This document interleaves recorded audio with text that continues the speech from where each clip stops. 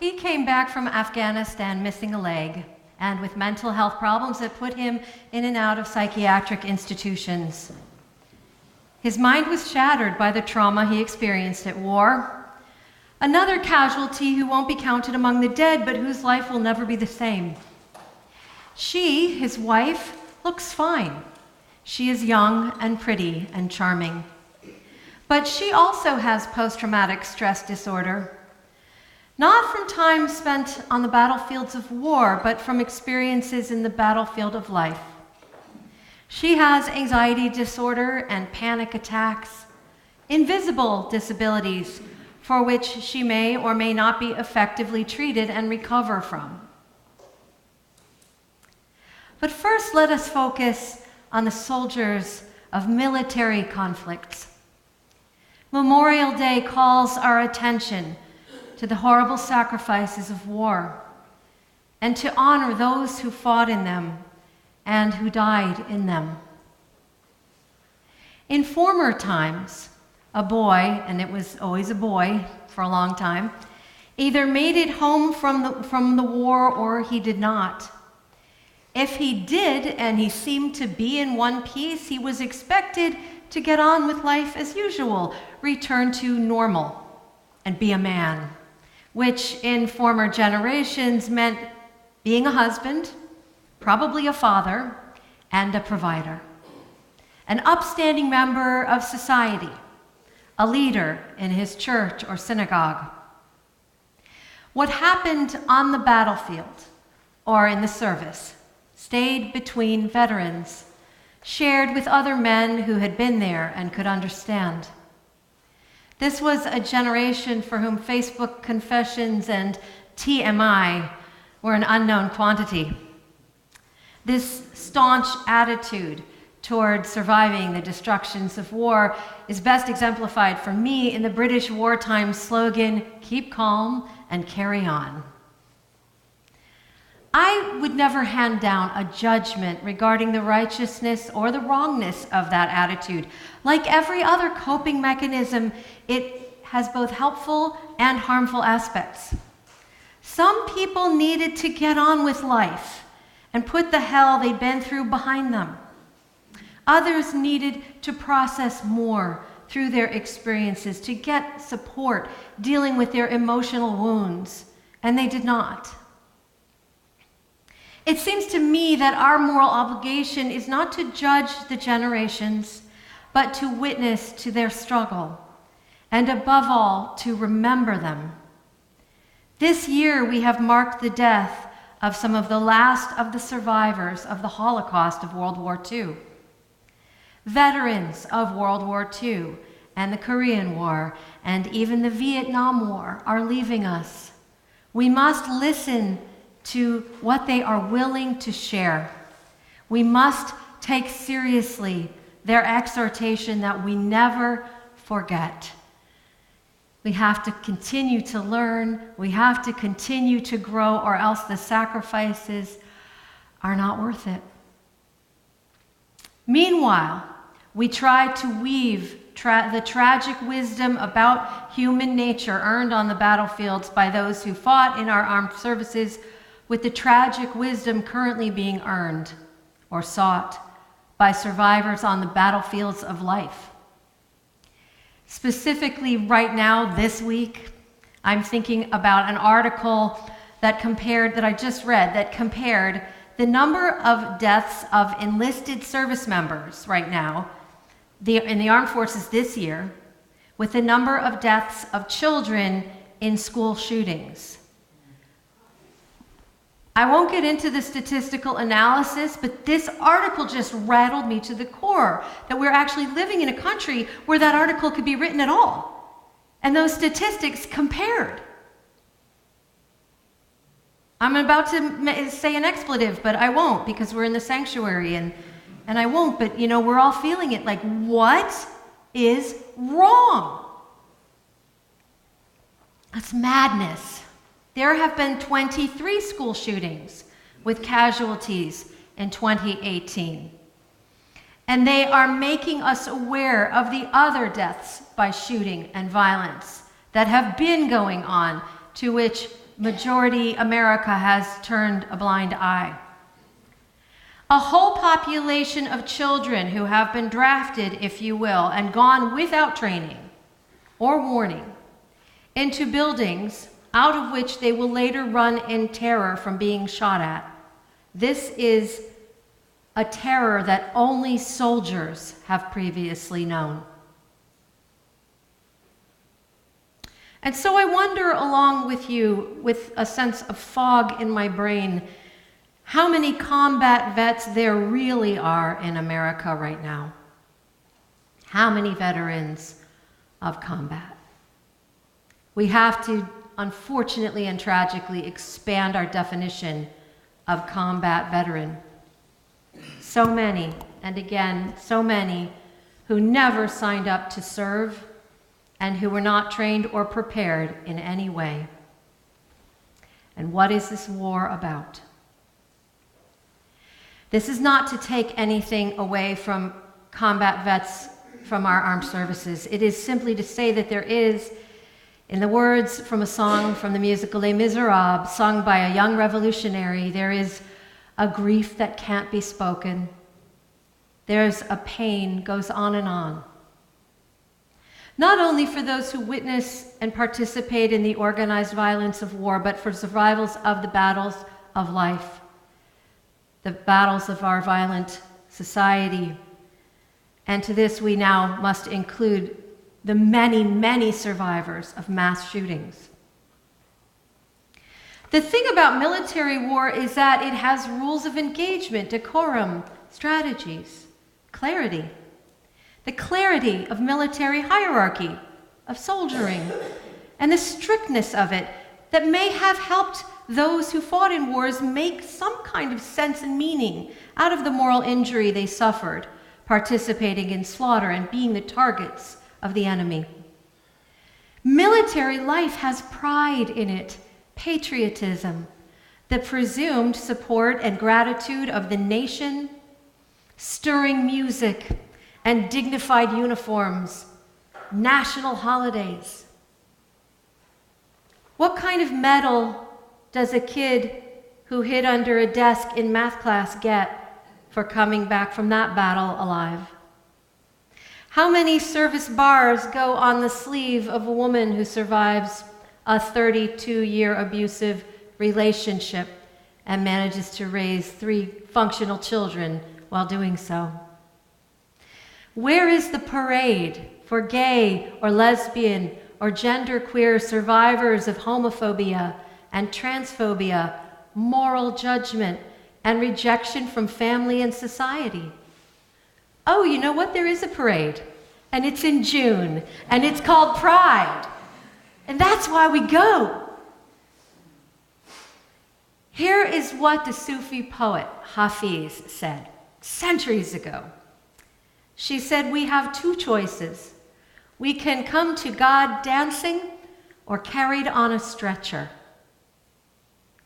And I'll tell you what, that seems a little too divided between extremes for me. And so I've decided for myself that I'm going to try to come to God dancing on a stretcher. That's the option I have chosen. The wounded and the traumatized are all around us. Our spiritual practice has to be to pay attention and see it around us and within ourselves, and to make accommodations for human suffering, both physical and psychological, in a culture that makes invisible or identifies as a problem those who aren't fully functional, productive, and even happy. If you are wounded, so our conventional wisdom holds, you should be on a track of self-improvement so that you can be healed, but mostly so that you're not a burden on the economy or on the community. I'm going to say that again. The walking wounded is most of us. And we are encouraged to get better, not so much, I think, just so we can live a life more abundant with less suffering, but also so that we can be productive and contribute to the economy and not be a drain on society. And that's emotional violence. Do I get an amen? Amen. Watch the narrative on this. If you're aging and your body is changing because of that, you know this. You've heard this message. Observe how you may have internalized this. Fight back. Where are you allowed to be a suffering human being with no pressure to improve? Well, here, for one. Where is your woundedness received with compassion, with no anxiety about how and when you're going to get better? Hopefully within this community. When Hafiz says that we come to God dancing or carried on a stretcher, she identifies our authentic and soulful human trajectory, which is the only one that matters, not to be lifelong productive workers, consumers, and self-improvers, but to grow into harmony with the divine, as we say every week. To integrate, therefore, our own lives more and more with the spirit of love, which exists fully within both joy and suffering, and abides with us in every condition. Here are some of the kinds of people, or the actual people, who are still able to give and receive love and to grow into harmony with the divine. The opioid addict, who has not managed to stay clean, even though they have spent several times in rehab.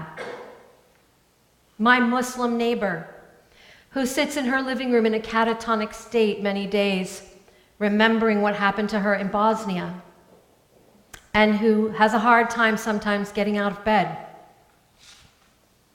Here is someone whose life also has value as it is, the guy at work with debilitating back pain, who seems to be slacking on the job, if you really don't know what's going on with him, who is suffering with a smile on his face and a gut full of ibuprofen. The teenager asleep at her school desk, who isn't bored or rebellious, but clinically depressed. The author who survived a gang rape and travels around the country speaking about and against rape culture, and who is harassed every single day because she is fat and black, and a woman who will not apologize for her body size or for her authority to speak on moral issues. The person you know who seems unfriendly but actually has such chronic digestive problems that she avoids socializing. The elderly person with the walker who crosses the street right as the light is about to turn green and makes you wait at that green light. All of these people are dancing on the stretcher, I hope. We must be present to all that we are in our struggle. Sometimes we're carried on the stretcher. Some of us can manage sometimes to get up and dance, so to speak. Some cannot, and some may choose not to, as life on the stretcher may give them an identity and feel comfortable and safe to them. But this is very, very rarely the case in my experience. It is for some, but so many more people would rather be known by almost any other identity than that of victim.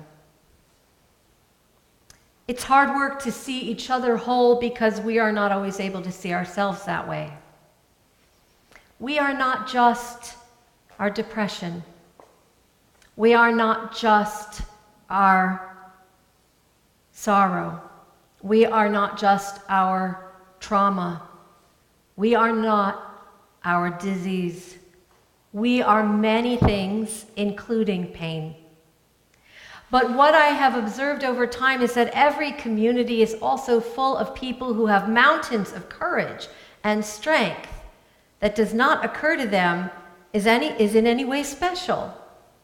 But it is, and so we look also for that and draw that out of each other. When I was in Florida after my Uncle Dick died, I was down in Palm Beach, Florida, and he was my dad's older brother.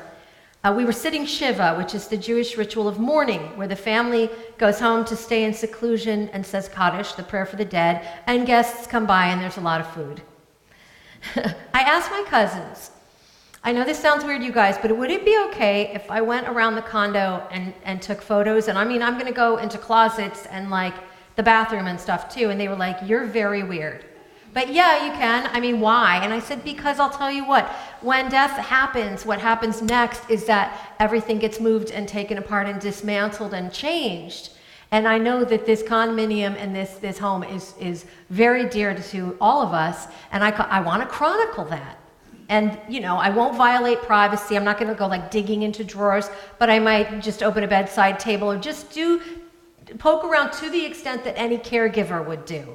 And they said, you know, okay, fine. You know, we're here, we're chatting. Knock yourself out. So I photographed my uncle's closet, those navy blue sports coats he always wore. I photographed the piano covered with family photos. I photographed paintings on the wall and of his bedroom. And I photographed his shaving supplies, set out where he had just used them days before he died. I photographed his shoes by the desk. He had huge feet, and those will be big shoes to fill. As I said, I opened some drawers and photographed the beautiful sentimental tableaus I encountered there. Photographs of himself with his 3 brothers. Next to his brother Marvin's ID bracelet, and Marvin had predeceased him. Upon opening one drawer, I saw a flat black jewelry box. It was right at the top of his dresser, and I carefully opened it. Lying there in the box were 3 military medals, 2 Purple Hearts, and a Bronze Star. Another box held a second Bronze Star, which could have belonged to him or could have belonged to one of his brothers. All of the Weinstein boys were in the Army. I knew that my Uncle Dick had served or had enlisted at the age of 17 and fought in World War II. I knew he had fought at the Battle of the Bulge. I did not know that he had 2 Purple Hearts and a Bronze Star. But you know what? I had never thought to ask him. We have more courage and heroism than is ever spoken. Where are your medals hidden? As members of one another in community, I hope that we will take out not just our sorrows and our wounds to share and to be held, but also take out our badges and honor out of desk drawers, honors earned in life's battle, and show them and share how we earned them. We are the walking wounded, and we are the faithful and the loving, soldiering on.